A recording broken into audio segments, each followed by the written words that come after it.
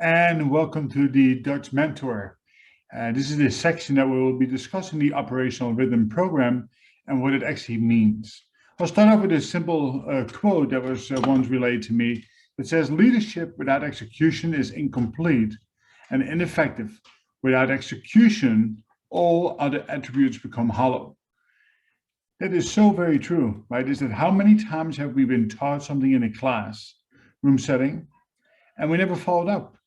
And the information was essentially lost.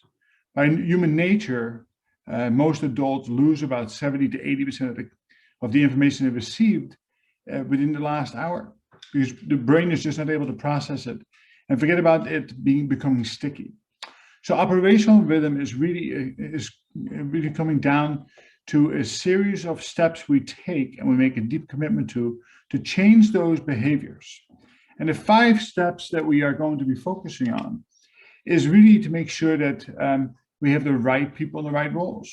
It's difficult to succeed if we don't have the right mix, the right diversity, the right people with the right strength that complement the weaknesses, that we identify our blind spots, and that we're continuously getting better at what we do.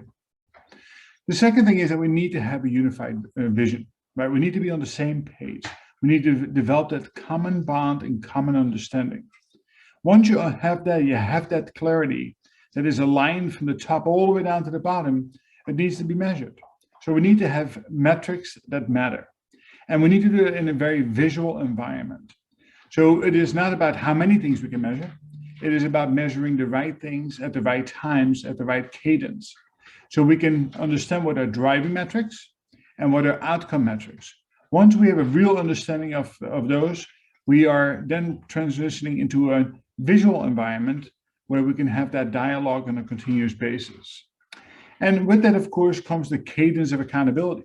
We can talk about being unified. We can have the right people in the right roles. We can measure the 3 or 4 things that are really, really critical to our success.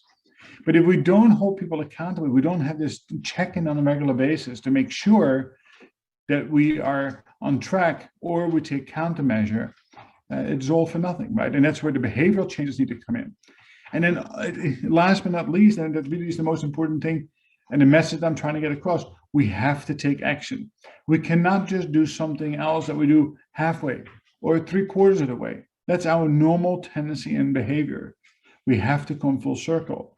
And the way to do that is having not only that deep commitment, that unified vision, those meaningful metrics, to be accountable, but to actually make sure that we hold ourselves to doing these things that matter and keep coming back over and over and over until it becomes habitual. So I hope now you have a kind of an understanding what operational rhythm is, and I look forward to explaining this in much greater depth, and then maybe someday have the opportunity to come to your organization or to teach you and coach you how to put this in place and have the successes that I have enjoyed over the last 10 years. Thank you, and we'll talk soon again. Take care, everybody.